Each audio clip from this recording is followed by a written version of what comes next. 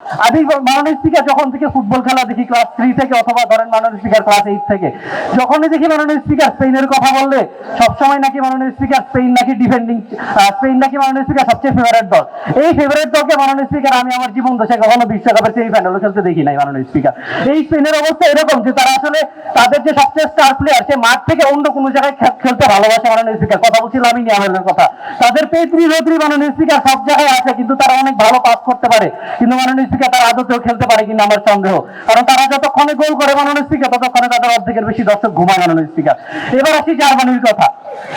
চারবারের বিশ্বকাপ চ্যাম্পিয়ন মাননীয় speaker Germany, শৃঙ্খলা প্রতীক বলা হয় মাননীয় স্পিকার।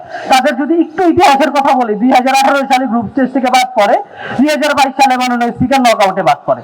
2014 সালে তাদের একটা জিনিস পুঁজি করে চলে যে তারা ব্রাজিলকে 7-0 দিছে মাননীয় স্পিকার, খুব ভালো কথা, 7-0 দিছে, তারা জিতছে।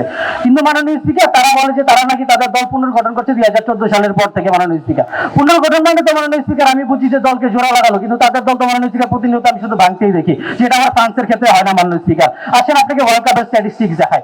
ওয়ার্ল্ড কাপে যদি আমি 2000 সাল থেকে কাউন্ট করা শুরু করি, 2002 থেকে শুরু করে 2022 পর্যন্ত ফ্রান্সকে আপনি 3টা স্টেজে দেখবেন মাননীয় স্পিকার। 3টা স্টেজের মধ্যে 2006 সালে রানার আপ, 2018 সালে চ্যাম্পিয়ন, 2022 সালে রানার আপ মাননীয় স্পিকার।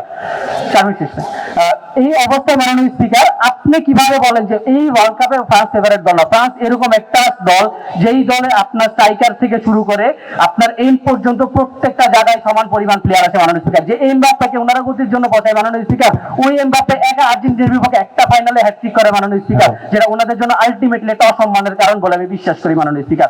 আমি বিশ্বাস করি একটা বিশ্বকাপ জেতার জন্য আপনার স্ট্রাইকারের যদি কথা বলেন মাননীয় স্পিকার, আমাদের আছে কিলিয়ান এমবাপ্পে, 15 সেকেন্ড চেয়ে নিচ্ছে মাননীয় স্পিকার। আমাদের মিডিয়া আছে কান্তে, আমাদের সেরা রক্ষণ আছে সাবি, আমাদের কোচ আছে মাননীয় স্পিকার দেশাম্পর, যে নিজে একটা বিশ্বকাপ জিতেছে এবং নিজে দল হিসাবে একটা বিশ্বকাপ জিতেছে মাননীয় স্পিকার। আমাদের আছে তরুণদের প্রতি, তাই মাননীয় স্পিকার বিশ্বাস করি এবারে বিশ্বকাপ আমাদের